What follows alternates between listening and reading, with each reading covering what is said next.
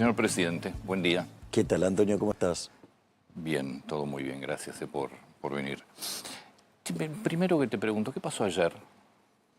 Bueno, ayer nosotros viajamos a Tierra del Fuego. Teníamos programadas algunas actividades. Las hicimos, lo que tenía que ver, por ejemplo, la visita a la planta de Newsan, que fue la verdad que una experiencia muy hermosa. Y teníamos otra visita, digamos, con los guardaparques, que también tuvimos reunidos con ellos. Digamos, no fue posible ir hasta el lugar, digamos, pero por dinámicas de tiempo, pero sí, digamos, vinieron a verme al hotel y así estuvimos ahí. Y después, bueno, la idea era hacer una caminata y bueno, nos topamos de vuelta con los violentos de siempre, que básicamente en otra muestra de intolerancia por parte, digamos, de facciones del kirchnerismo, llamaron a hacer un escrache y además a tener consignas violentas y buscar... Pero esto no es la única vez que lo hicieron, esto también lo hicieron en un acto que hicimos en Lomas de Zamora, también habían hecho grandes amenazas cuando hicimos el acto en Moreno. Es decir, esto es una dinámica que ellos están implementando para... O sea, básicamente lo que quieren ellos instalar es que yo no puedo hacer bajadas al territorio porque la gente me odia.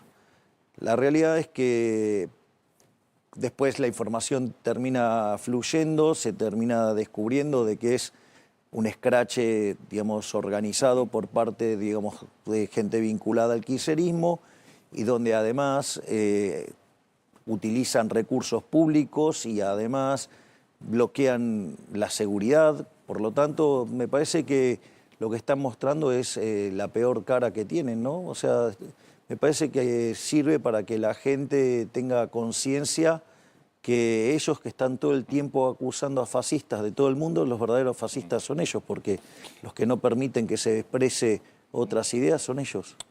¿Vos sentís que podés salir a la calle? Obviamente sos el presidente, hay un tema de seguridad, pero ¿sentís que podés salir a la calle y que la gente... ¿Qué te dice la gente? ¿O qué te puede llegar a decir la gente? Porque también no te puedes mover como cualquier persona, pero... Pero de hecho yo salgo a la calle y, digamos, y nunca tengo problemas. O sea, después siempre puede haber alguien que se queje, digo, eso es parte de... Cuando vos tenés una tarea como ejercer el poder ejecutivo, inexorablemente, cuando vos tomás decisiones, hay decisiones que a algunos les va a caer mejor, a otros les va a caer peor. Bueno, digo, eso es parte de la vida democrática y se resuelve vía las urnas, o sea, no vía la violencia. Es decir, el mecanismo por lo cual se resuelve es ese. Entonces, que puede haber gente descontenta, sí, lo puede haber. Es parte, digamos, de... Es más, hay un libro muy hermoso de Gary Becker que se llama Social Economics. Entonces, en un momento Gary Becker dice, bueno, mire, frente a las mismas condiciones reales sobre mi, digamos, sobre mi vida, sobre mi economía y demás, dice, yo soy más feliz si están los republicanos en el poder. Bueno, entonces eso, digamos, es entendible. O sea, o digamos, hay gente que, digamos, si hubiera 100%, nadie estaría pensando. Así es que parte de la construcción, digamos, tiene que ver que... Hay como una violencia bastante marcada, y no es de un solo lado también. Y yo no me parece que sea un buen camino y no sé cómo se frena, pero es una sociedad hoy mucho más violenta. Bueno, digamos... y no de un solo lado. El kirchnerismo, digamos, tiene como hábito, digamos, si no está en el poder, destrozar. Entonces, digo, todo tiene que ver, porque a qué, digamos, hacer referencia a violencia. Para mí violencia es querer bloquear actos, digamos, agredir gente. Digo, eso es violencia y ese tipo Las redes es violencia muchas veces. A ver, pero digamos, en las redes con un tuit nadie te lastima. No estoy tan seguro, ¿eh? Bueno, digamos... Podés generar un clima de violencia. Bueno, digamos, la primera recomendación es que si no sabes cómo funcionan las redes, no te metas en las redes. Las redes tienen determinadas lógicas y cada red social que vos uses tiene una dinámica distinta. Entonces, tenés que aprender a convivir con eso. O sea, violencia es, digamos, cuando alguien se mete con tu vida, con tu libertad, con tu propiedad. Eso es violencia. Esa es una clase de violencia. Decir, por ejemplo, que la sociedad no odia lo suficiente a los periodistas. Me acuerdo de esto por lo que le pasó a Roberto Funes. ¿Eso no es violencia? ¿Y quién lo agredió? No, está bien, voy de vuelta. La pregunta es, ¿quién lo agredió? No sé quién lo agredió, pero decir que la sociedad no odia lo suficiente a los periodistas, ¿no es violencia? Digo, ¿no creen ustedes también que hay... Por eso yo de violencia, para mí hay violencia de los dos lados. No, pero no, para mí esa diferencia que estás marcando hay un abismo. Una cosa es lo que vos digas y quieras decir. Como presidente, ¿no? Genera... Y, digamos, ¿pero qué? Digamos, entonces acá está restringido el derecho de expresarse. No, yo no. Entonces, vos puedes decir lo que quieras. Bueno, lo que pasa es que uno puede decir lo que quiera, pero también hay que asumir consecuencias. Bueno, digo, la la consecuencia es agresiones físicas de parte, digamos, de la gente que está de nuestro lado, no hay. Es decir, y las redes sociales tienen una determinada dinámica. Si no sabemos entender de cómo van las redes sociales, ahora, la violencia física, que es la que verdaderamente, digamos, tiene consecuencias, bueno, digamos, esa es la ejerce del kirchnerismo. Sí. Te digo, no podés poner, digamos, es inaceptable poner en un mismo nivel la violencia física contra, digamos, o sea, y que va contra tu vida, contra tu libertad y contra tu propiedad, contra un tuit. Yo creo que hay violencia que es el resultado de otra clase de violencia. Digamos... es lo que yo creo. Bueno, eso, digamos, no es cierto. ¿Por qué crees que perdieron como perdieron en la provincia de Buenos Aires? Hay varias cuestiones por las que se dio el resultado. En principio, lo primero que hay que entender es que las elecciones distritales, primero, no son un buen predictor de las elecciones nacionales. Yo recuerdo cuando fue la campaña del 2023, nosotros con la estructura que teníamos no podíamos participar en todos los distritos. Y es más, en los pocos distritos que participamos, recuerdo que nos había ido muy mal.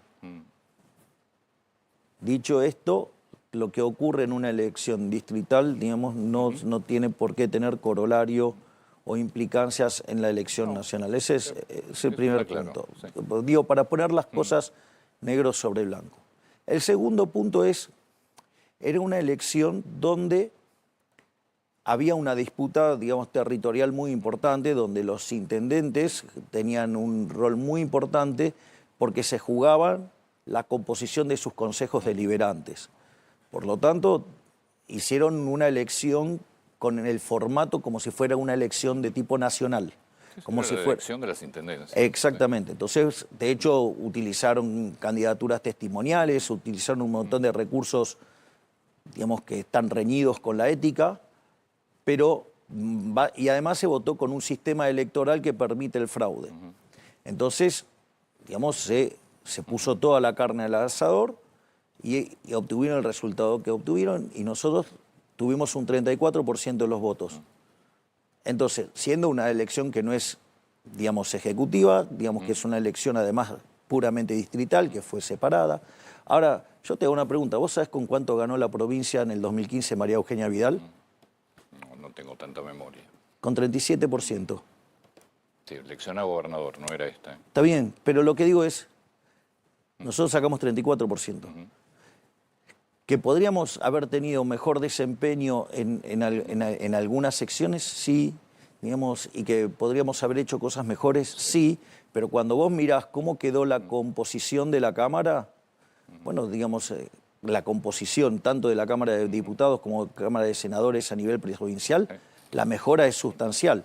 Ahora, digo, que una derrota es cierto, pero no como la forma en la que se la pintó. No son 13 puntos. Está bien, pero digamos, yo no lo estoy negando, pero estoy diciendo, es una elección distrital, digamos, que se votaba con otro tipo de boleta, que además, digamos, se juzgaba muy fuerte el territorio y los intendentes tenían un rol fundamental, y que, digo, la clave estuvo en si el peronismo estaba separado o estaba junto.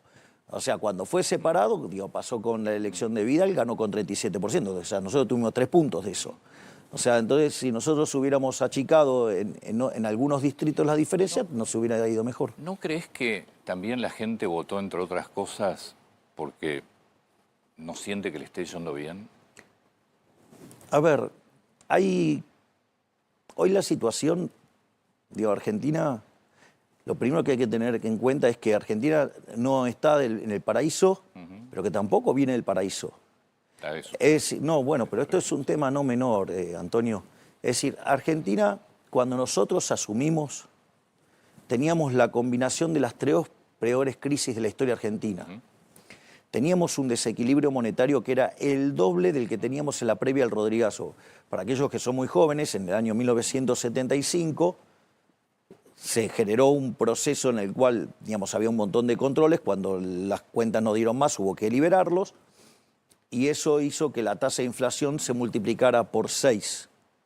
Pensá que si nosotros teníamos el doble de ese desequilibrio, por lo menos la inflación se hubiera multiplicado por 2. Es decir, que básicamente, si la inflación viajaba al 300, se hubiera ido a 3.600. Así, casi en un suspiro. No solo eso, además, lo otro que tenemos que tener en cuenta es que la situación en el Banco Central era peor que la que había en la previa de la hiperinflación de Alfonsín, cuando tuvo 5.000% de inflación. Básicamente, nosotros nos dejaron 4 bases monetarias venciendo a un día. No, porque esto es importante, porque si no sabemos de dónde venimos, o sea, es abstracta. Pero si no, hay que decir a un tipo que no vende nada. Está bien, pero bueno, está bien. Ahora yo digo, o sea, lo que voy a hacer es describir la situación, dónde estábamos, dónde estamos y dónde hubiéramos estado. La otra situación es que además los indicadores sociales eran peores que los del 2001. Y si vos hacías el sinceramiento, eran peores que los del 2002. Esa es la caracterización de la economía que nosotros, de la Argentina, que recibimos, al margen de que había 9.000 piquetes por año. Entonces, dicho esto, el camino que tenía Argentina era para convertirse en Venezuela. Esa es la realidad. Sí. Ahora, nosotros llegamos y, por ejemplo, la inflación viajaba al 1,5 diario. Si vos querés el consumidor al 25%, si querés mayorista al 54%, si la querés interanual al 300%. Bueno, hoy interanual viaja al 30%, digamos, la mensual está oscilando entre el 1,5 y el 2,5. Eso es bueno, entonces, la primera pregunta, ¿con inflación estás peor o mejor? Vamos por un punto concreto, digamos, pero vamos por punto concreto. ¿Vos estás mejor con más inflación? Pero me dejás de responder. Yo digo, está claro lo que vos me planteás y es cierto que con inflación se está peor. Bueno, ahora, entonces, primer punto. Resulta que el comerciante... Pero de vuelta... siente que con inflación vendía más. No, eso es falso. Pero de vuelta, es falso porque el PBI per cápita caía desde el año 2011. Entonces, eso es falso. Entonces, digamos, empecemos a ponerle rigurosidad a los números. Primer punto, entonces, está claro que tenemos menos inflación y con menos inflación estamos mejor. Punto. 2, yo miro los indicadores de actividad. Cuando miraba actividad, venía en caída. De hecho, había un arrastre estadístico de 3% del PBI. O sea, si no hubiéramos hecho nada, o sea, si hubiéramos seguido con lo que venía, hubiera habido una caída del 15%. A partir de abril del año pasado, la economía empezó a repuntar. En el desestacionalizado de diciembre del 24, ya estábamos 6% arriba del de diciembre del 23. Cuando vos tomás el primer semestre, la economía está más de 6% arriba del primer semestre del año anterior. Es decir, con más actividad estás mejor que con menos. O sea, yo te hago una pregunta, ¿qué es mejor, que haya más pobres o menos pobres? Yo sé lo que me vas a contar. Bueno, está bien, pero Antonio... Pero es que yo no dudo de los números. El problema es que la percepción... Está bien, yo entiendo la percepción. También. Yo entiendo la percepción. Yo lo que quiero... Pon un poquito de aire, me parece que ese calor. Ok, yo digamos, a ver, lo que quiero decir es lo siguiente. Quiero que tengamos una configuración de dónde estábamos. Sí, eso está clarísimo. No, pero esto no es menor de cara hacia adelante, porque a mí lo que me importa es el mensaje hacia adelante. Es lo que yo creo que importa también. O sea, el único mensaje que importa es de acá hacia adelante. Entonces, yo lo que quiero trazar es las dinámicas que nosotros le hemos impreso a la economía argentina. Entonces, inflación a la baja. Sí. punto uno. Pobreza. A la baja. Han salido de la pobreza después de que se hizo el sinceramiento de precios y cantidades. 12 millones de personas salieron de la pobreza. Indigencia. Hay 6 millones de personas que salieron de la indigencia. O sea, gente que no tenía para comer, hoy tiene para comer. Inseguridad. Había 9.000 piquetes por año. Ahí no hay más piquetes. Es decir, en términos de droga, tenemos récord de incautación de drogas. Entonces, eso es cómo cambió la dinámica. Entonces, entonces ahora, por ejemplo, vos me decís, ¿la situación está dura? Sí, está complicadísima, Antonio. ¿Sabés por qué? Porque hay 31% de pobres. Es un montón, es una herida enorme. La pregunta es, ¿vos creés que se resuelve así con un chasquido o requiere crecimiento económico? Pero para ahí, ese es tu escenario real, el escenario de los números y las estadísticas. Ahora yo te digo, ¿y por qué el Ditela, el índice Ditela, que la verdad que no puedo decir que Ditela es kirchnerista, te pone al gobierno con el índice de confianza más bajo desde que asumiste? Es decir, algo pasa. Obvio. Que todo lo que se logra, que sin duda se está logrando, es indiscutible la baja de la inflación, es indiscutible que eso te trae directamente baja de pobreza, pero también es indiscutible que hoy la economía está frenada y que no se percibe. Y yo no lo dudé eso y no lo puse en duda. Ahora lo explico. Vamos adelante. Pero ahora lo explico. ¿Por qué el índice de confianza en el gobierno entonces está en el nivel más bajo? Porque se desaceleró fuertemente la actividad económica. Concretamente. Sí. Hay un dicho, digo, que conocen los que juegan ajedrez. Vos podés jugar con las blancas, pero ¿qué pasa? Sí. Las negras también juegan. Bueno, claro. Exacto. Entonces, la economía argentina se venía expandiendo muy fuertemente durante la primera parte del año. Muy fuertemente, digamos, y venía acelerando hacia el 8%, digamos, en algún momento. Eso era lo que estaba pasando. La inflación a la baja. Digamos, la inseguridad fuertemente cayendo. ¿Qué quiere decir esto? Esto daba un contexto electoral que era muy positivo para el gobierno. Sí. Bueno, del otro lado decidieron empezar a atacar. Es decir, y salieron a romper todo. O sea, básicamente lo que vos ves es un esquema destructivo instrumentado desde el Congreso de la Nación de intentar de romper todo lo que hizo el gobierno. O sea, digamos, hay una vocación destructiva. Entonces, en esa vocación destructiva, la consecuencia de esto es que te aumentó el riesgo país. Cuando te aumenta el riesgo país, se te dispara la tasa de interés y al dispararse la tasa de interés, se te frena la actividad económica. Entonces, vos te venías llevando una actividad económica y ahora te encontrás con que no tenés demanda o que los pedidos que tenías ahora tenés menos, que el flujo de negocios ahora está mucho más lento y claramente es la consecuencia que vos tenés un grupo de forajidos tratando de romper todo el tiempo, entonces eso tiene consecuencias. Es decir, no es gratis, no es gratis. O sea, lo que hay que entender es que la vocación destructiva del kirchnerismo, que está dispuesta a romper todo porque lo único que le importa es el poder, no es gratis. ¿Y vos creés que en todo eso errores como haber roto relación con los gobernadores no juegan? Los audios y las sospechas de corrupción en el caso de Españuelo, Landís, no juegan. Libra no juega. Ahora lo de Esper, ¿vos creés que todo eso no juega? A ver, no estoy diciendo que no juega. Lo que estoy diciendo es otra cosa. Vamos por el caso de los gobernadores.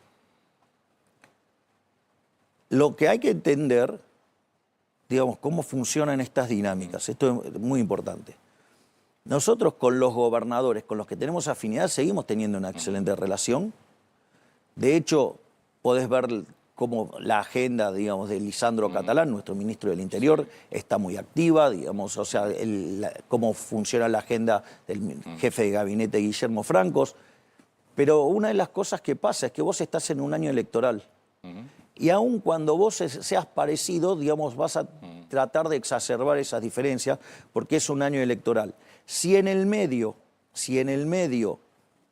el verdadero opositor y el mayor miembro del Partido del Estado, que es el kirchnerismo, quiere romper todo, la consecuencia es que estos grupos que están en situaciones intermedias van a tratar de exacerbar sus diferencias. Es decir, es propio del año electoral. Es decir, si uno no entiende cómo funciona la lógica del año electoral, entonces sumás. Es decir, que a vos no te sorprende lo que está pasando. No, porque básicamente tenés una fuerza destructiva, que es el kirchnerismo, Y como estás en año electoral, los que, digamos, con los que podés tener un diálogo razonable, tienen incentivos a exacerbar sus diferencias. El gobierno no cometió errores. Digo, a ver, todo aquel que hace cosas comete errores. Está bien. Es decir, el único que no comete errores es el que no hace nada. Yo, digamos, suelo hacer un ejemplo que a mí me encanta mostrar, lo que es la final de Boca contra el Milan en Japón. Terminan yendo a los penales, o sea, Boca gana por penales y Bataglia había errado el penal. Va un periodista y le pregunta a Bataglia qué se siente haber errado un penal. Y Bataglia, con una sabiduría enorme, le dice: ¿vos pateaste alguna vez un penal en una final del mundo? O sea, los penales lo erran lo que patean, digamos, lo que no patean y lo que está en la tribuna menos.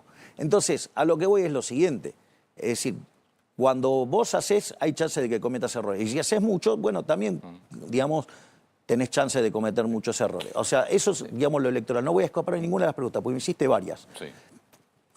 El otro tema que vos me dijiste es Escuchas. el de las escuchas. Digamos, Primero, ¿vos creés que es la voz de Españolo?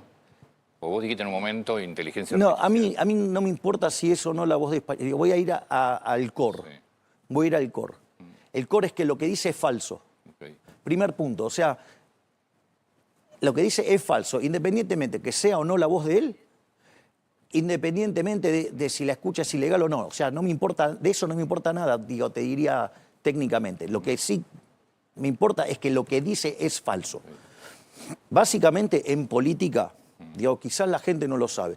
Esto, digo, yo lo aprendí cuando me metí en este trabajo, por decirlo de alguna manera.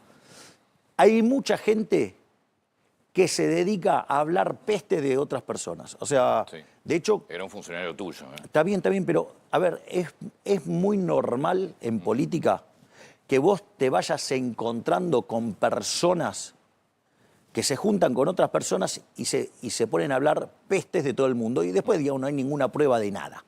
O sea, yo lo llamo chimento de peluquería. De hecho, a varias personas en mi transcurrir de la política que me tocó vivir, que hacían ese tipo de cosas, los eché a todos. Ese es el primer punto. Y respecto del caso estricto de Españolo, o sea, conmigo nunca tuvo esas charlas.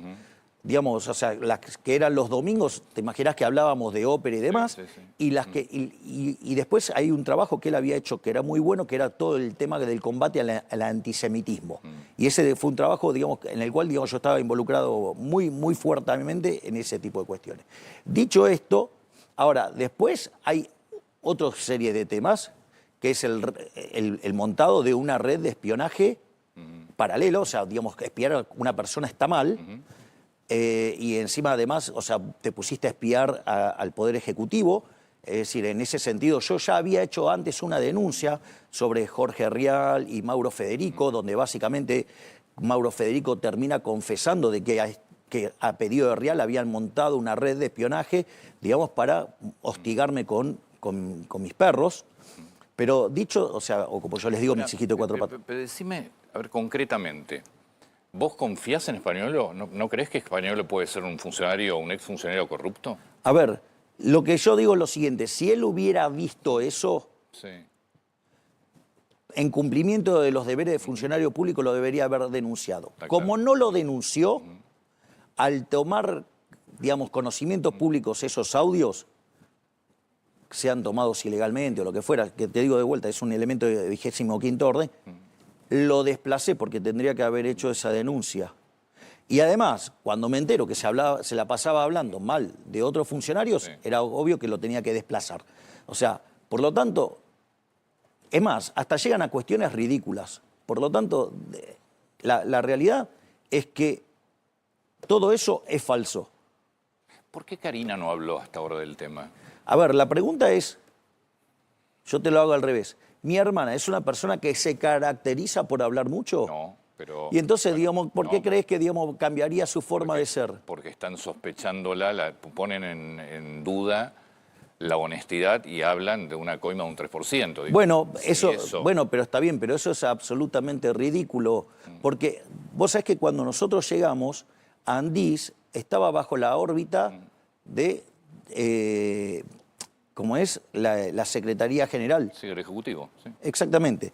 Y lo primero que hizo mi hermana se la sacó de encima, la mandó a Capital Humano. Sí.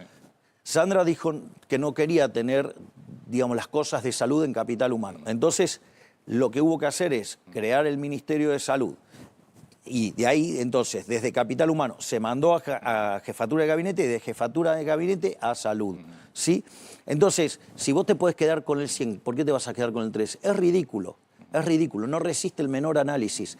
Entonces, y además, digamos, de vuelta, la claridad, digamos, del momento, de la operación, es bastante evidente. Y además, ¿quién es el que levanta el dedo acusador? Porque si vos me decís que te está levantando, digamos, alguien con autoridad moral y encima te está levantando el dedo, un tipo que es un mentiroso. Es una escucha de un funcionario del gobierno. Está bien, pero también, digamos, aquellos que estén, digamos, ¿sabés qué? Vos te pones a escuchar a un montón de gente de la política y te puedo asegurar que hay el 80% de la gente se dedica a decir este tipo de tonterías. O sea, desconozco el motivo por qué gente de la política vive haciendo eso. O sea, pero de vuelta, existe. ¿Vos confías, no? Obviamente, en Karina Milei lo sé que sí. Absolutamente. Lule Menem, que él también lo menciona. Trabaja con ella y, digamos, y claramente no hay ningún problema. O sea, digamos, esa dependencia ni siquiera está cerca de ellos.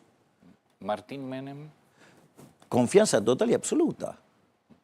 Te paso al otro tema que saltó en estos últimos días. Espert, que es el cabeza en provincia de Buenos Aires. Ok, de vuelta a lo mismo. Esto es otra operación más.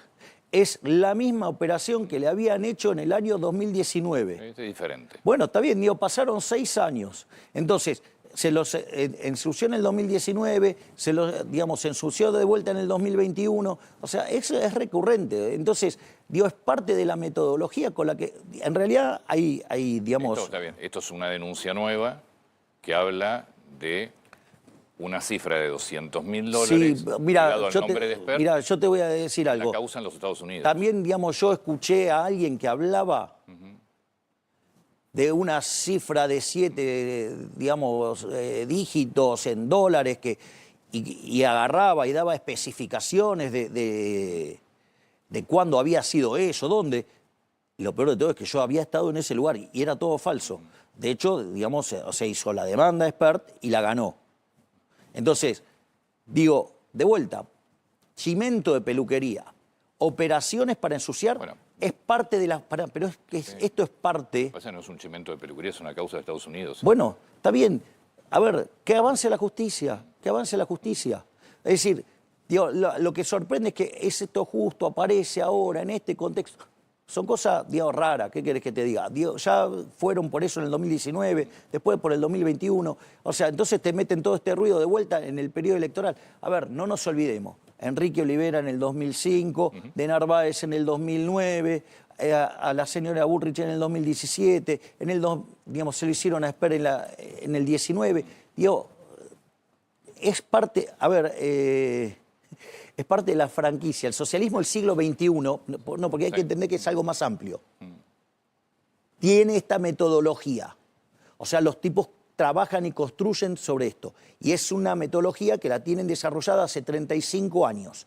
Dicho esto, ¿sí? La franquicia local, que es el kirchnerismo, digo claramente, cuando llega el momento electoral y se ven amenazados, recurren a todo este tipo de trampas. Bueno, mi esperanza es que las personas, con el correr del tiempo, vayan identificando este modus operandi y que se den cuenta que son, digamos, una banda de forajidos. Te traigo a la parte de nuestra vida diaria. ¿Qué nos va a esperar? Es decir, vamos a suponer que ganan el 26 de octubre. No tengo dudas. ¿Qué cambia el 27? No tengo dudas que vamos a ganar el 26 de octubre. ¿Qué cambia el 27 de octubre? Después te voy a preguntar qué pasa si pierden. Bueno, en principio lo que nosotros vamos a ver es que va a haber una fuerte baja de la volatilidad. Bien. Entonces, todo lo que es el escenario a futuro, Dios, va a estar clareado. Es decir, vos te vas a encontrar con una situación donde la incertidumbre que hay hoy, digamos, generada por el ruido que continuamente está... Porque vos viste cuál es la única propuesta que tiene la oposición. No, la verdad, a ver, esto siendo completamente objetivo, no hay propuesta. No, sí tiene una propuesta. Es romper lo que hicimos nosotros. Bueno, eso se está viendo en el Congreso, básicamente. Bueno, está bien, pero esto es importante que la gente tome claro. Cuando vos te encontrás con un comportamiento de ese nivel de irracionalidad, Mucha gente que dice que estaba mejor antes, ¿eh? sí, bueno, sí, seguramente los que estaban, digamos, con negocios vinculados al poder, eso no tengo duda. Ahora, digamos, ¿estamos de acuerdo con que queremos mantener esos kioscos corruptos? Digo, Claramente no. a ver, los gerentes de la pobreza en el gobierno anterior estaban bien, estaban mucho mejor que ahora. Ahora ese curro se terminó, pero estamos de acuerdo que terminar con los curros está bien. Mucha gente que no es gerente de la pobreza y que no es funcionario ni que fue funcionario, hay mucha gente que siente que estaba mejor. Bueno, digamos, podemos discutirlo, podemos discutirlo. O sea, yo no tengo problema, yo puedo discutir todos los temas. Estoy de acá, vos me preguntás lo que se te da la gana, yo te lo contesto. Pero quiero...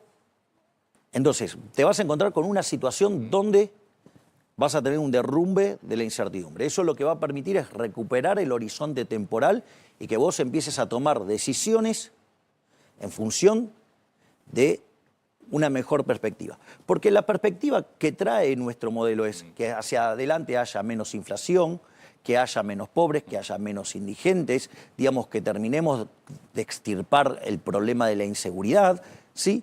Pero además nosotros tenemos toda una agenda de reformas hacia adelante y que también es muy importante que estas reformas sean bien secuencializadas, porque esto también es importante. Por ejemplo, vos tenés lo que es toda la agenda futuro, tiene tres direcciones. Una que tiene que ver, por ejemplo, con la reforma tributaria, otra que tiene que ver con la reforma laboral y otra que tiene que ver con la apertura de la economía. Ahora, la secuencia de las reformas no es indistinta.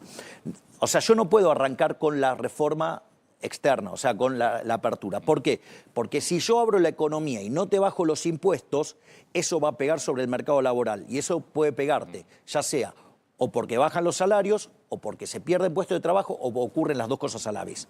Consecuentemente, la dinámica es, avanzamos en una reforma tributaria para poder bajar los impuestos, se liberan recursos que se transforman en inversión, eso va a generar que se contrate mayor cantidad de trabajadores. Cuando vos en el medio estás desregulando el mercado laboral, lo que vas a hacer es que además eso sea mucho más intensivo en trabajo, por lo tanto vas a generar muchos puestos de trabajo. Y después abrís. Ahora, como en el medio vos vas teniendo negociaciones, porque hay negociaciones, y que claramente vos vas a mandar una reforma y no va a salir el 100%, va a salir una parte. Entonces, de ahí calibrás la reforma laboral, de ahí calibrás la externa. ¿Vos crees que vas a poder negociar? Sí, claro, de hecho estamos negociando ya las reformas de cara digamos, al 11 de diciembre del 25. Sí, claro, ya lo estamos haciendo. ¿Qué pasa si te cambian la ley de DNU? Bueno, a ver, uno se tiene que adaptar a las reglas. O sea, si vos te fijás, a mí me han dicho de todo, pero yo siempre juego dentro de las reglas. Bueno, digamos, se juega dentro de las reglas. Sí, bueno, la ley de emergencia y discapacidad está promulgada, pero no está activada. Bueno, porque el problema es que nació con un defecto. Que es decir, de dónde sale el dinero. Que no está especificado de dónde sale el dinero, o sea, está violando lo que tiene que ver con la administración del Estado, donde cuando vos determinás un gasto, tenés que decir cómo lo vas a financiar. Entonces, si vos no decís cómo lo vas a financiar, tenés digamos, no es un problema del Ejecutivo, es un problema de que digamos, el Congreso sancionó una ley, determinó un gasto y no dijo cómo lo va a financiar. ¿Vos crees que si ganan las elecciones el 27 o el 28 de octubre o en noviembre, la gente va a sentir algo diferente? ¿Va a ver que se mueve algo más? Absolutamente. Que está parada hoy. Claro, bueno, pero es que no es menor eso, Antonio. Hoy lo que vos tenés es que la política te está llenando de ruido tu perspectiva futura, por decirlo de alguna manera. Y eso se manifiesta en los precios del futuro, por decirlo de alguna manera, y eso te hace saltar la tasa de interés. Eso lo que hace es frenarte la actividad, frenarte el empleo, ¿sí? Es más, te genera oscilaciones en la tasa de inflación, pero al margen de eso, disipado este evento, lo que vos te encontrás es que entonces la economía vuelve a recuperar. Yo te voy a decir algo, nosotros durante el 2024 hicimos muchísimas cosas. Hicimos, no solo que pusimos en caja las cuentas fiscales después de 123 años, acomodamos en un mes, acomodamos el Banco Central en 6 meses, hicimos 9.000 reformas estructurales. Ok, nosotros tenemos esa vocación reformista y continúa y sigue en pie. Y nosotros, o sea, seguimos que queremos seguir avanzando en este proceso. Y lo que quiero decir es que la composición de la Cámara que vamos a tener hacia adelante es muchísimo mejor que la que teníamos hoy o la que teníamos cuando arrancamos. Entonces, ¿qué es lo que yo le quiero transmitir a la gente? Que hay un futuro mejor, que nosotros somos el modelo de la esperanza, porque fíjate que nosotros somos propuesta. La propuesta del kirchnerismo es romper lo que hicimos nosotros, es volver al viejo modelo. El viejo modelo era un modelo que arrancamos siendo un país desarrollado y terminamos siendo subdesarrollado, digamos, un país que le quitó 13-0 a la moneda, le podría quitar 3 más, o sea, un agobio de inflación, una explosión de pobres. O sea, en Argentina, cuando nosotros llegamos al poder, 3 de cada 10 trabajadores formales eran pobres. Es decir, ni siquiera el trabajo se había convertido en un elemento de movilidad social ascendente. Entonces, claro, ese modelo es tan malo que ni siquiera lo pueden declarar. Entonces, lo único que hacen es tirar piedras, ¿no? O sea, romper. Bueno, nosotros proponemos el modelo de la libertad. Digamos, ¿qué es lo que muestra que la dirección es correcta? Porque la inflación, digamos, bajó, porque la actividad mejoró, porque la cantidad de pobres bajó, digamos, la inseguridad, tenemos récord de incautación de droga. Bien, entonces, ahora, ¿hemos terminado con la tarea? No, no terminamos con la tarea. 123 años de romper todo. Mira, por ejemplo, detrás tuyo hay un edificio, ¿no? Hay una foto de un edificio. Sí, es una camarita de la ciudad, sí. Bueno, o sea, vos construir ese edificio demanda mucho tiempo. Ahora vos después vas con el sistema de los explosivos y querés lo rompes en 1 hora. Sí.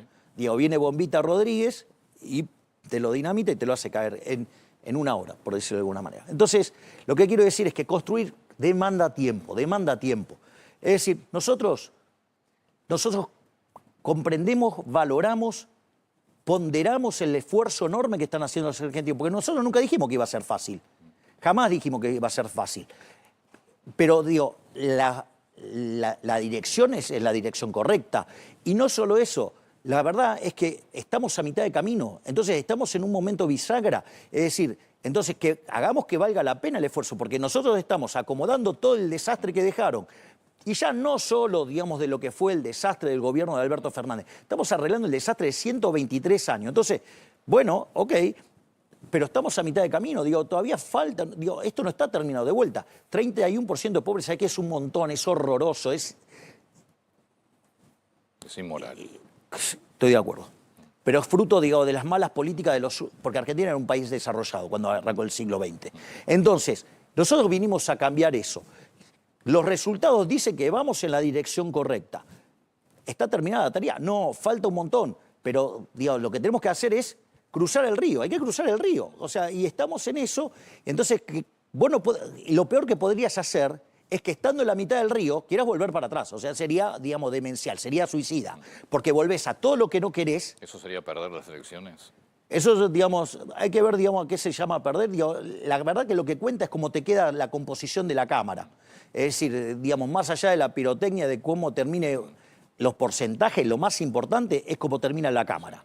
Y yo te puedo asegurar que la Cámara de Diputados y Senadores, después de el 26, va a ser mucho mejor que la que tenemos ahora. Y con lo cual vamos a hacer muchísimas más cosas, porque además estamos trabajando todos los acuerdos para que a partir del 11 de diciembre del 25 empecemos de vuelta con las reformas. Entonces, lo que tenemos que tener en claro es que todo este esfuerzo vale la pena. Es decir, te estamos yendo en la dirección correcta, los resultados se están acompañando. Obviamente que mientras que está el Partido del Estado y están los kirchneristas tratando de romper todo, bueno, eso genera un parate, pero el parate no lo generamos nosotros. El parate, digamos, lo generaron, digamos, los orcos intentando romper todo. Si vos me permitís, voy a contar algo, digo, que Toto lo contó.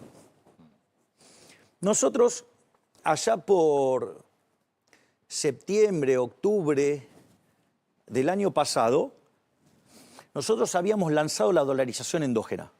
Sí. ¿Por qué? Porque nosotros habíamos dejado fija la base monetaria amplia y había un mecanismo endógeno por el cual, digamos, se iba ampliando la base monetaria. ¿Te acuerdas que yo hablaba de que converjan las bases monetarias, la inflación, el tipo? Bueno, que esas eran las condiciones para sacar el cepo.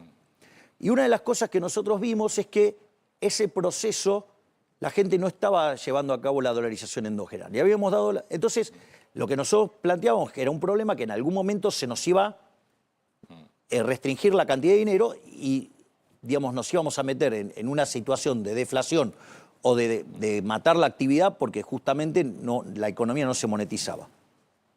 Nuestro primer diagnóstico era, bueno, hay cepo. Ok, hay cepo. Entonces, ¿qué hicimos? Empezamos a trabajar por el cepo. En una medida única en la historia argentina, después de que el kirchnerismo le robaba las reservas al Banco Central, porque le ponía papelito de colores, lo cual es una estafa a los tenedores de pesos, nosotros decidimos revalorizarle los pesos a los argentinos. Entonces se tomó la deuda con el Fondo Monetario Internacional, la tomó el Tesoro, y con eso le pagó la deuda al Banco Central. El mayor acreedor del Tesoro Nacional era el Banco Central, es el Banco Central. Entonces se recompuso el activo del Banco Central. Frente a esa situación donde además se da la salida del cepo y era todo fiesta, ¿sabes lo que hice yo al otro día de la salida del cepo? Llamé al equipo económico y le dije, muy lindo lo de ayer, ahora tenemos que pensar de acá para adelante. Dije, hay que sanear el pasivo del Banco Central. Básicamente había unos instrumentos que se llamaban LEFI, son instrumentos que vencían a un día. A un día vencían. Entonces dije, porque todo el daño que puedan hacer, lo van a hacer. En ese momento, Toto me dijo, estaba todo el equipo, ¿pero no te parece que es exagerado? No, porque todo el daño que puedan hacer, lo van a hacer. Después, de hecho, el equipo le pareció que era un escenario extremadamente pesimista. Ahora, digo, porque esta medida tuvo muchísimos detractores, de que se hizo mal, que es esto, que el otro. Sí, bueno, digamos, o sea, me gustaría, digo, que haya también, digamos, honestidad intelectual y me digan qué hubiera pasado si esos 20 billones en español, no 20 billones, 20 billones en español. Más de 20.000 millones, un cero más. ¿Qué pasa si hubiera estado en la calle, en este contexto? Eso no lo dice nadie. ¿Vos te imaginás esa liquidez a un día con el Partido del Estado tratando de romper todo? Digo porque, entonces, ahora, proteger los logros económicos con eso, digo, te hago una pregunta. Vos tenés un ingreso. Con ese ingreso tenés una canasta de consumo. Sí. Mi pregunta es, si vos ahora te comprás un seguro, y un seguro potente, ¿qué te va a pasar con el consumo del resto de las cosas? Si yo me compro un seguro... Potente. Sí.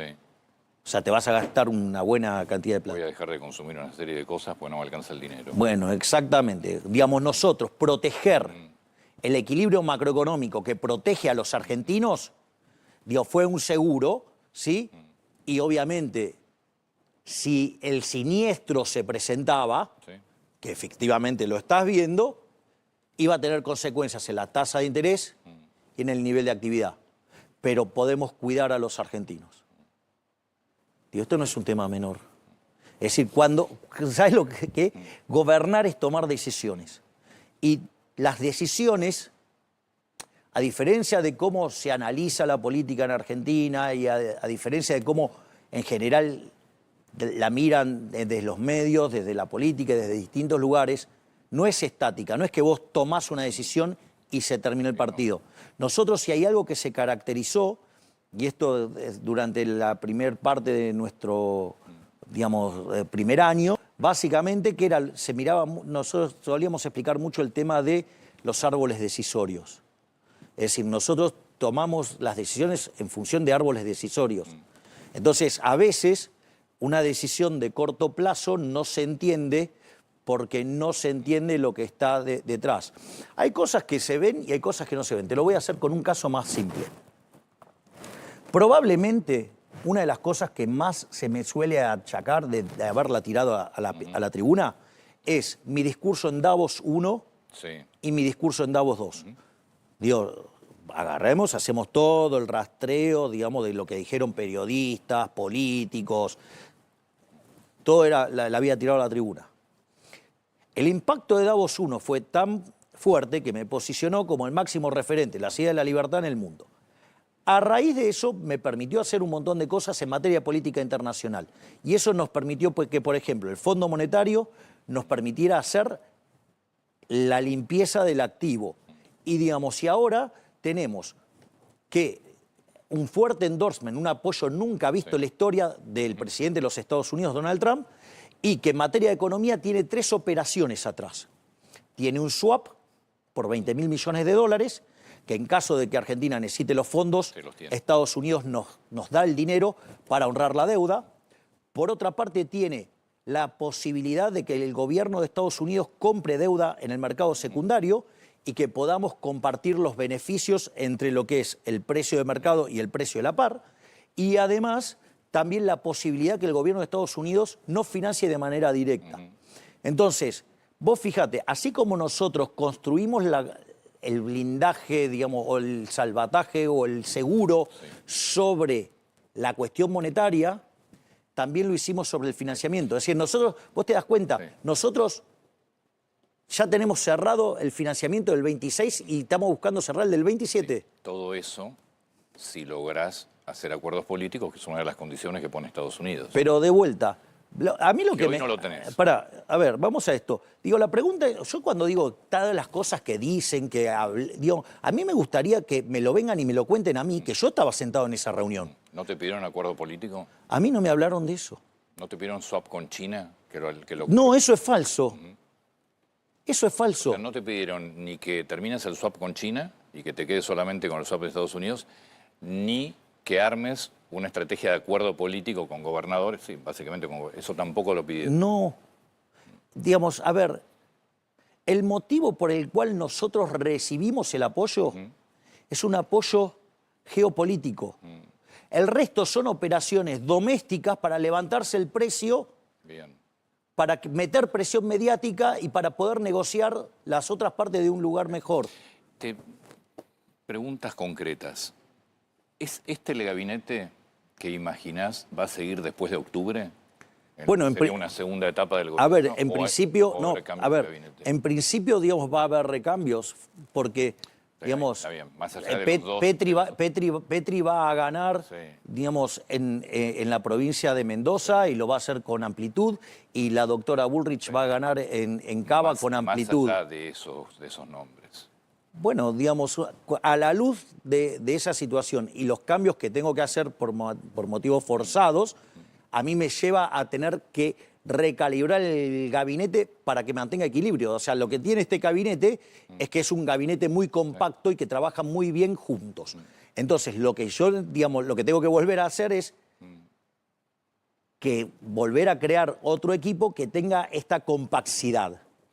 ¿Imaginás en eso participación de provincias o, por ejemplo, del PRO directo? Bueno, digo, del PRO, digamos, hay funcionarios que estuvieron en el PRO, digamos, es más, ¿de dónde venía ¿Volviste a hablar Patricia? con Mauricio Bullrich, con Mauricio Macri? Mira, yo después de todas las cosas impresionantes que pasaron en Estados Unidos, que yo entiendo que pero a quien no tiene conciencia de la política internacional minimiza los logros de lo que pasó. Es más, hay otros que lo ensucian además. En ese momento, donde todo era algarabía y todo, y era el momento, si vos querés, digamos que alguien se sube al pony, ¿sabés qué hice yo? Le escribí a Mauricio Macri y le di las gracias por las declaraciones generosas que había tenido en las últimas semanas. En realidad había hecho 2 declaraciones y las 2 declaraciones fueron muy generosas. A partir de ahí nos pusimos de acuerdo y que empezamos a retomar el diálogo. Así es que, digamos, estamos trabajando en recomponer, digamos, el diálogo. Digamos, la realidad es que nosotros nos llevamos muy bien. Es cierto que durante casi un año no estuvimos hablando, pero bueno, digamos, pero no es algo que no se pueda recomponer. Digamos, de hecho, Es más, tuvo reuniones con el jefe de gabinete Guillermo Francos, así que estamos avanzando de la misma manera que también avanzamos con gobernadores. Yo Pero sugeriría... Más allá de los gobernadores cercanos como Mendoza, Entre Ríos o Chaco. Pero es que tenemos que trabajar con todos. Está bien. Hay un conjunto de gobernadores que tienen afinidad. Podés tener diferencias que en el periodo electoral se exacerban porque es natural. ¿Vos nunca viste, digamos, qué es lo que pasa en los procesos eleccionarios? En general, ¿quiénes se terminan peleando? Los que son parecidos. Entonces, cuando vos aparecen estas cosas, se exacerba la diferencia. Termina el proceso electoral y estamos todos trabajando. ¿O acaso vos te crees que con algunos que hay pirotecnia verbal no están de acuerdo en que hay que hacer una reforma impositiva, que hay que hacer una reforma laboral, que necesitamos una economía más competitiva? Todos lo saben. Por lo tanto, eso te diría, está sobre ruedas. O sea, se está trabajando. Digo, ¿que es un movimiento rectilíneo uniforme? No. Pero, digamos, o sea, pero es tonto creer que hay un movimiento rectilíneo uniforme cuando además encima estás en el medio de la pirotecnia verbal de las elecciones. Listo, pero digamos, el camino está marcado, digamos, todos sabemos dónde queremos ir. O sea, es la agenda del futuro, es la agenda de la esperanza. O sea, ¿por qué? Porque te das cuenta que funcionó. Y lo que te das cuenta es que los que rompen causan daño. Entonces, digo, hay que tomarlo con más tranquilidad. Yo tengo una última pregunta y ya no te jorobo más. Qué bueno, Diego, solo te queda una sola pregunta. Sí, sos el presidente, tenés que ir a trabajar tampoco. Sí, tengo una reunión, pero... Sí, por eso. Tampoco quiero interrumpirte más el trabajo. Contame el tema internas. Mira, El rol de Karina Milei, el rol de Santiago Caputo, dos personas de tu extrema confianza, pero que se habla mucho de cruce de poderes. falso. O sea, los dos van a seguir al lado tuyo. Sí, O sea, absolutamente. Ese triángulo no se rompe. No. A ver, lo que hay que entender es que interna es cuando los problemas surgen de gente que está adentro. Sí, estoy hablando de gente que está... Sí, no, pero la basura que inventan, los que están afuera sobre lo que pasa ahí adentro... digo, a veces salen versiones de adentro también. Pero es que son mentiras. Son mentiras. Yo, digo, me he encontrado con periodistas diciendo que yo dije tal cosa y soy yo, y yo sé que es mentira. Es decir, y te puedo hacer un track record de que el 85% de las cosas que lees en los diarios es falso. Es decir, porque lo vivo yo, digamos, o sea, soy el actor. Es más, fíjate esto, en esa mesa, digo, en la que estuve hablando con Trump, en la que estuve hablando con Marco Rubio, en la que estuve hablando con Bessent, donde el eje central de todo esto es geopolítico, le empezaron a poner un montón de cosas de gente que no estaba sentada ahí. Eso es lo que digo. Entonces, esto funciona de la misma manera. Digamos, entonces, ¿sabes qué? Nosotros tenemos un objetivo. Nosotros tenemos que gobernar. A nosotros nos votaron para hacer esto. Y yo voy a dedicarme a hacer esto. O sea, yo no, digamos, hasta que no tenga que renovar el contrato electoral, mi job description está claro. Porque yo dije, yo voy a hacer esto. Lo estoy haciendo. O sea, me pongan palos a la rueda o no, pero lo voy a seguir haciendo. Una más, hablando de ese tema. Definime Argentina del 2027. Bueno, Argentina del 2027 va a ser una economía con menos inflación, una Argentina con menos inseguridad, con menos pobres y con personas que tienen salarios más altos, jubilaciones más altas y vamos a estar muchísimo mejor. ¿Sí? Digo, la Argentina del 2027 es mejor que la de 2025 y mucho mejor que la del 2023. Y se abre la posibilidad de entrar el sendero de que Argentina sea el país más libre del mundo. ¿Por qué? Porque los países que son más libres básicamente son 12 veces más ricos que los reprimidos, tienen 50 veces menos de pobres extremos, 25 menos estándar. Para que más o menos te des una idea, si nosotros logramos consolidar este proceso, en 10 años nos podríamos parecer a España. En 20 años nos podríamos parecer básicamente a Alemania. En 30 a Estados Unidos y en 40 seríamos una superpotencia. Esa es la idea que yo les traigo a los argentinos. O sea, siguiendo estas ideas, en 10 años nos convertimos en España. ¿Las seguimos continuando? Digamos, quien venga detrás mío. ¿Me comprendés? En 20 años te convertís en Alemania. En 30 años en Estados Unidos, 40 años sos hiperpotencia mundial. Eso es lo que nosotros proponemos. El camino es la prosperidad. Es decir, en el fondo, por eso nosotros somos el Partido de la Esperanza.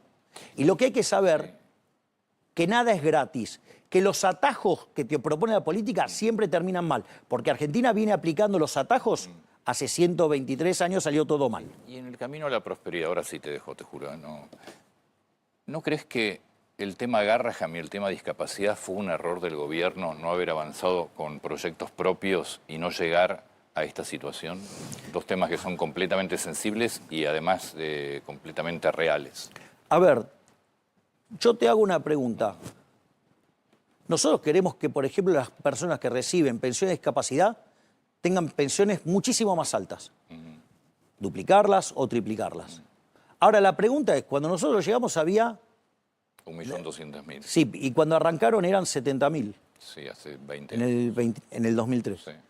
La progresión de eso diría que hoy tendrían que ser 100.000 los casos. Hay 1.200.000. No, pero a mí me parece fantástico. No, la pregunta es, pero la pregunta es, ¿vos estás de acuerdo con que se den pensiones a quienes no lo merecen? No.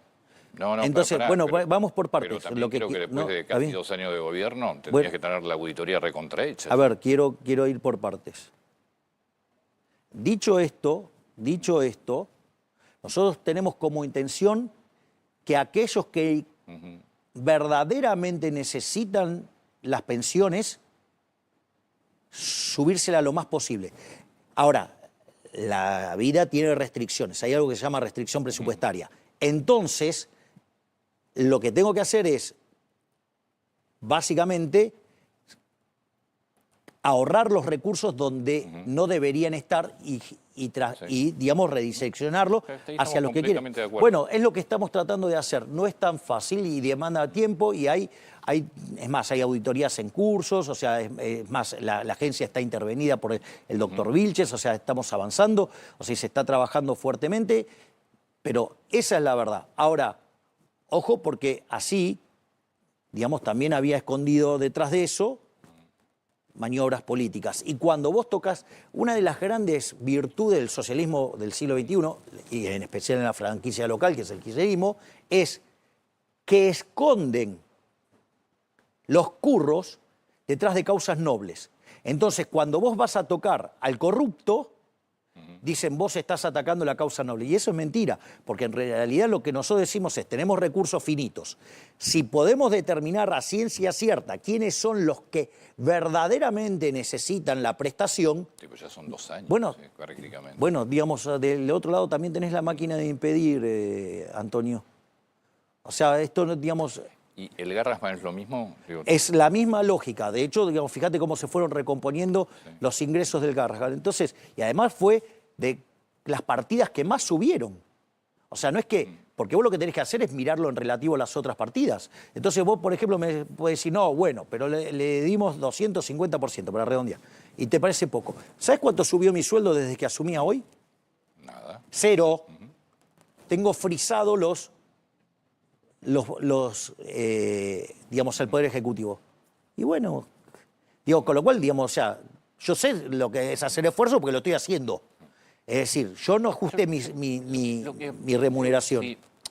¿Por qué, si esto es así, no se pudo evitar 2 proyectos en el Congreso que terminan generando, si querés, un impacto mucho mayor en el porque de vuelta, sido, pero Antonio, pero es que no, pero el problema es que vos estás partiendo de un supuesto que no es real. Es decir, el supuesto es que vos asumís que vos tenés ganas de arreglar un problema. Sí, claro, sí, obvio. Bueno, la otra parte no quiere arreglar el problema, la otra parte quiere romper. Ese es el problema. Entonces, la otra parte, digamos, el tango se baila de a 2. Y cuando del otro lado el tipo te puso una pistola en la cabeza, las respuestas óptimas varían sustancialmente. ¿Qué? Se me siguen ocurriendo cosas. Dale, tranquilo.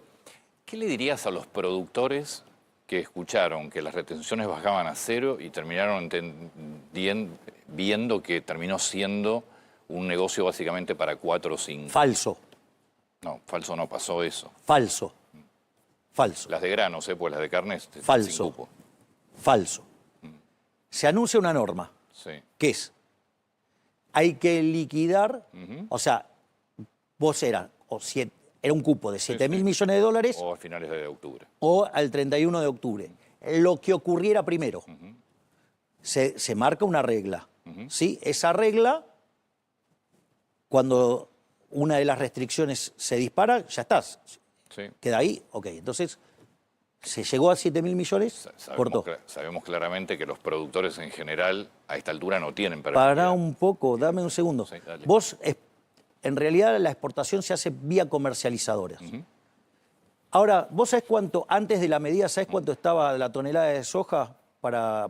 No me acuerdo, pero... No, bueno, yo sí te lo voy a decir. $295. Sí. ¿Sabés cuánto está hoy? $350. ¿Te das cuenta que sí se beneficiaron los productores? Yo tengo mis dudas. No sé cuántos productores quedaron con soja en stock. Bueno, Me parece a que ver, todo el stock pero lo de tenían vuelta, ya digamos, las comercializadoras. comercializadoras tienen que salir a comprar, no tienen todos los granos, tienen que comprar. Digo, el mejor reflejo es que de 2.95 te vas a 3.50. Es más, cuando estaba el quiserismo, la soja estaba en 600 Sí, ni hablar. y el productor recibía 2.50.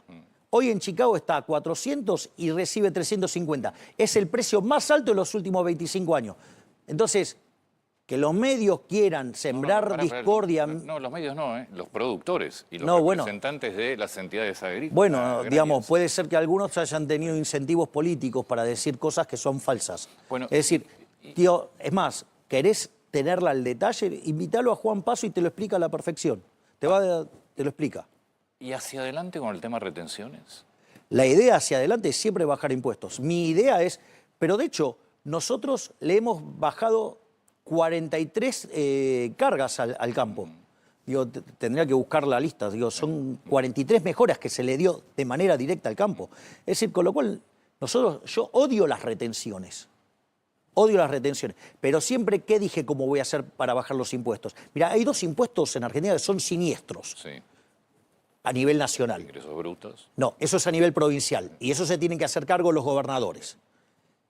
Que es muchísimo peor que las retenciones. O sea, digo, es peor que las retenciones de ingresos brutos. Pero no importa. Pero hay dos impuestos que son siniestros. Uno es el que originalmente se llama impuesto al cheque, cuando lo Sí. puso Cavallo, que era supuestamente transitorio, ¿no? Y que hoy se llama impuesto a los débitos y créditos bancarios. Ese es uno. Y el otro, que también es siniestro, son las retenciones. Nosotros, ¿qué dijimos? Que en la medida que la economía crezca y podamos sostener el equilibrio fiscal, vamos a bajar impuestos. Entonces vos me decís, ¿qué es lo primero que me tendrías que decir? ¿Lo hiciste? Sí, hubo impuestos, se bajaron las retenciones. ¿Sabés tenemos que cuánto bajar. bajamos? 2,5 puntos del PBI. O sea, no es que no estamos... O sea, bajamos fuertemente el gasto público y además bajamos los Eso impuestos. es indiscutible, No, ¿eh? pero bueno, pero a ver, en nuestro plan fiscal... Pero para que yo te pregunté, No. ¿qué pasa hacia adelante? con Es lo que el te voy a tema? contestar ahora. En nuestro plan no te estoy fiscal, diciendo que no, lo bajaron. en nuestro plan fiscal que está diseñado por el equipo de Toto Caputo, en una hipótesis que nosotros pudiéramos seguir esta dinámica hasta el 2031, sí, porque digamos, o sea, planteas el escenario así. ¿Sabes cuánto les vamos a estar devolviendo a los argentinos en bajas de impuestos? 500.000 millones de dólares. O sea, más que lo que debemos hoy. Nosotros cuando llegamos había 450.000 millones de dólares de deuda consolidada entre Nación y Banco Central, Tesoro y Banco Central. Hoy hay 450.000. O sea, además en estos 20 meses pagamos deuda. Lo que te quiero decir es que de acá al futuro, de mantenerse la hipótesis base de crecimiento, le vamos a devolver a los argentinos 500.000 millones de dólares. Mirá si estamos pensando seriamente en bajar los impuestos. Presidente, muchas gracias. No, por favor, gracias, Antonio. Gracias.